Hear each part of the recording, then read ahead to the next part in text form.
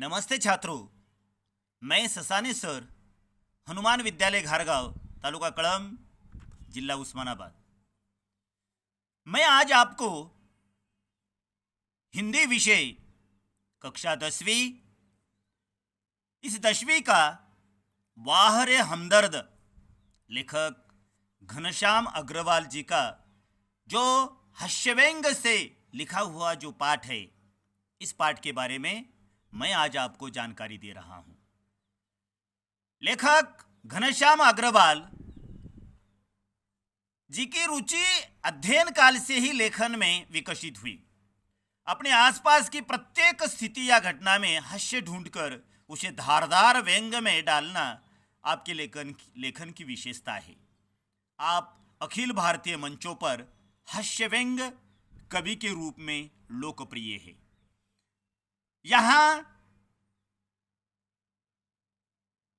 जो प्रस्तुत पाठ है, इस पाठ में उन्होंने वाह रे हमदर्द, यह एक हास्य व्यंग निबंध है। इस निबंध में लेखक ने दुर्घटना को हास्य का विषय बनाया है। दुर्घटना से पीड़ित व्यक्ति दुख से तो दुखी होता है, परंतु उसका दुख तब और बढ़ जाता है जब उसके मित्र व परिचित रिश्तेदार उससे मिलने की औपचारिकता निभाने आते हैं। लेखक ने हास्य व्यंग्य के माध्यम से यह बताना चाहा है कि किसी भी व्यक्ति के संकट काल में निश्चित रूप से उसकी सहायता करनी चाहिए, उसका हमदर्द बनकर उसे सहानुभूति देनी चाहिए, किंतु उसकी मनस्थिति, दुख व पीड़ा का भी ध्यान रखना चाहिए। केवल अपनी औपचारिकता पूरी करने के लिए हमें मरीज को और ज्यादा तकलीफें नहीं देनी चाहिए। यह इस पाठ में लेखक घनश्याम अग्रवाल जी ने बताया है। तो बच्चों, हम इस पाठ का पहला परिचय देखेंगे। देखो, उस दिन जब मैं पूंजीवादी और समाजवादी अर्थव्यवस्था पर भाषण सुनकर आ रहा था, तो सामने से एक कार आ रही थी। भाषण के प्रभाव से मेरी साइकिल को अधिक जोश आया या कार को गुस्सा अधिक आया, यह मैं निश्चित रूप से नहीं कह सकता, किंतु मेरी साइकिल और वह कार जब करीब आए तो विरोधियों की तरह एक दूसरे को घृणा की नजरों से देखते हुए आपस में जा भिड़े। मैंने खामखा पूंजीवाद और समाजवाद के झगड़े में टांग अड़ाई। फलस्वरूप मेरी टांग टूट गई। दुर्घटना के बाद आज भी इंसानियत कायम है, यह सिद्ध करने के लिए कुछ लोग मेरी तरफ दौड़े। आंख खुली तो मैंने अपने आप को एक बिस्तर पर पाया। इर्द गिर्द कुछ परिचित अपरिचित चेहरे खड़े थे। आंख खुलते ही उनके चेहरों पर उत्सुकता की लहर दौड़ गई। मैंने कराहते हुए पूछा, मैं कहाँ हूं? अब यहाँ कठिन शब्द है जो कुछ है, देखो। यहाँ शब्दार्थ पूंजीवादी, यह एक शब्द आया है। पूंजीवादी ऐसी आर्थिक प्रणाली जिसमें धनिक वर्ग उत्पादन साधनों पर अधिकार कर श्रमिकों का शोषण करता है। पूंजीवाद को मानने वाला इसे कैपिटलिस्ट कहा जाता है। उसके बाद एक दूसरा शब्द आया है यहाँ, समाजवादी। यहाँ सत्ता का सामूहिक रूप होने का सिद्धांत मानने वाला जो वर्ग है, उसे समाजवादी वर्ग कहा जाता है। अंग्रेजी में उसे सोशलिस्ट ऐसा कहा जाता है। दूसरा एक शब्द है यहाँ अर्थव्यवस्था, सार्वजनिक राजस्व एवं उसके आय व्यय की पद्धति, जिसे हम इकोनॉमिक्स कहते हैं। तो यह कठिन शब्द थे यहाँ। अब दूसरे शब्द, कठिन शब्द यहाँ क्या दिए हैं? जोश, आवेश, गुस्सा, क्रोध, घृणा, तिरस्कार, नफरत, खामखाह, बेवजह, बिना कारण, झगड़ा, लड़ाई, कलह, टंटा, फलस्वरूप, परिणामतः, इंसानियत, मानवता, दुर्घटना, हादसा, इर्द गिर्द, आसपास, चारों ओर, कराहना, आहे भरना, दर्द से चिल्लाना। अब इस परिच्छेद में दो मुहावरे आए हैं। उत्सुकता की लहर दौड़ना, उत्साहित होना, टांग अड़ाना, बाधा डालना। अब परीक्षा में कुछ ऐसे शब्द आते हैं कि इस शब्द के लिए परिच्छेद में कौन सा शब्द आ गया है। अब अगर समझो, हादसा के लिए कौन सा शब्द आया है, हमें लिखना है दुर्घटना।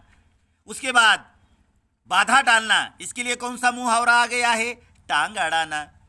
उसके बाद बेवजह, इसके लिए परिच्छेद में कौन सा शब्द आ गया है, खामखा।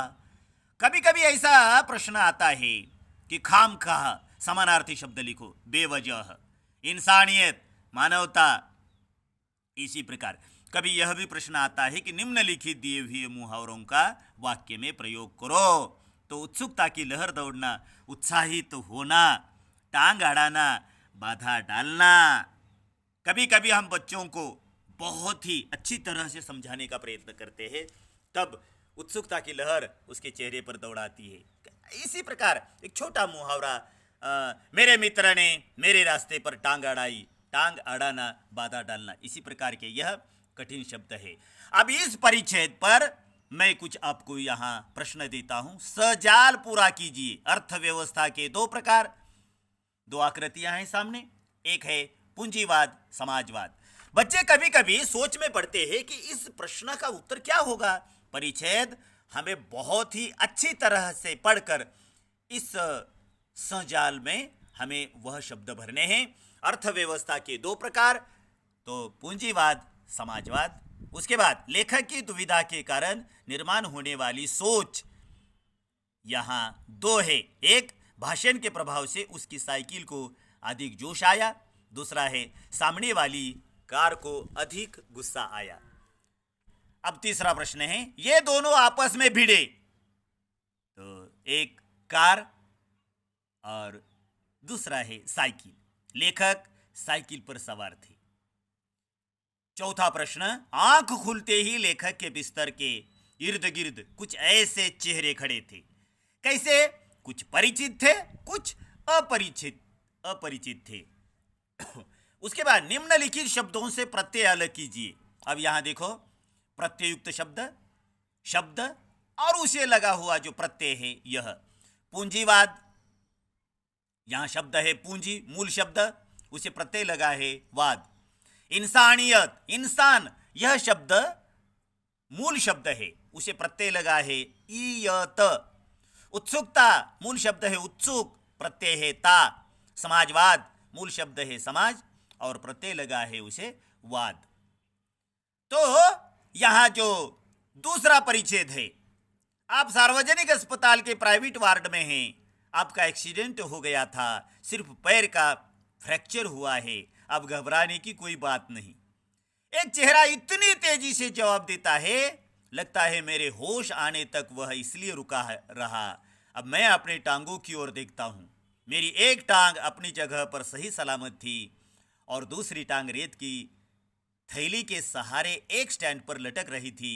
मेरे दिमाग में एक नए मुहावरे का जन्म हुआ, टांग का टूटना, यानी सार्वजनिक अस्पताल में कुछ दिन रहना। सार्वजनिक अस्पताल का ख्याल आते ही मैं कांप उठा। अस्पताल वैसे ही एक खतरनाक शब्द होता है, फिर यदि उसके साथ सार्वजनिक शब्द चिपका हो तो समझो आत्मा से परमात्मा के मिलन होने का समय आ गया। अब मुझे यूं लगा कि मेरी टांग टूटना मात्र एक घटना है और सार्वजनिक अस्पताल में भर्ती होना दुर्घटना है। अब इसके शब्द देखो, अस्पताल, रुग्णालय, टांग, पैर, मुहावरा कांप उठना, भयभीत होना। परिच्छेद में प्रयुक्त अंग्रेजी शब्द आए हैं। कभी कभी ऐसा प्रश्न भी आता है कि परिच्छेद में अंग्रेजी शब्द कौन कौन से आए हैं। यहाँ accident, fracture, stand, private, ward. अब यहाँ सजाल पूर्ण कीजिए। 2 अंक के लिए परीक्षा में प्रश्न आता है। लेखक के पूछने पर एक चेहरे ने जवाब दिया, क्या आप सार्वजनिक अस्पताल के प्राइवेट वार्ड में हैं? आपका एक्सीडेंट हो गया था, सिर्फ पैर का फ्रैक्चर हुआ है, अब घबराने की कोई बात नहीं। उसके बाद लेखक के टांगों की स्थिति, एक टांग अपनी जगह पर सही सलामत थी, दूसरी टांग रेत की थैली के सहारे एक स्टैंड पर लटक रही थी। लेखक के अनुसार टांग टूटना मात्र एक घटना है, सार्वजनिक अस्पताल में भर्ती होना एक दुर्घटना है। उसके बाद यहाँ जो लेखक के टांगों की स्थिति, यह जो दो उत्तर हमें लिखना है। जितने पूछे हैं उन्होंने उतने ही हमें लिखने हैं। और यह जो सजाल पूरा करो, कृतियां पूर्ण कीजिए, परिच्छेद से ढूंढकर कुछ शब्द लिखो, इसी प्रकार के प्रश्न आते हैं। तब हमें क्या करना चाहिए? पहले परिच्छेद हमें पढ़ना चाहिए और परिच्छेद पढ़कर यह समझना चाहिए और फिर प्रश्न हमें पढ़ने चाहिए और उसका उत्तर जितना आवश्यक है उतना ही लिखना चाहिए। यहाँ ज़्यादा से ज़्यादा लिखने की आवश्यकता नहीं। जितना पूछा गया है उतना ही हमें कम से कम शब्दों में यहाँ लिखना है। और अपने जो कृति पत्रिका है, यह कृति पत्रिका में पूछे गए प्रश्न जितने हैं उतने ही हमें लिखने चाहिए। अब मैंने आपको यहाँ 2 परिच्छेद पढ़ाए हैं। 2 परिच्छेद पर परीक्षा में जैसे प्रश्न पूछे जाते हैं ऐसे प्रश्नों की भी यहाँ जानकारी दी है। तो यह जो मैंने आपको प्रश्न बताए हैं यह अपने कॉपी पर लिखो और स्कूल शुरू हो गई तब हमें बताओ। धन्यवाद, धन्यवाद, धन्यवाद। अब जितना आगे का है जो परिचित रहे हैं यह मैं अगले वीडियो में आपको पढ़ाऊंगा।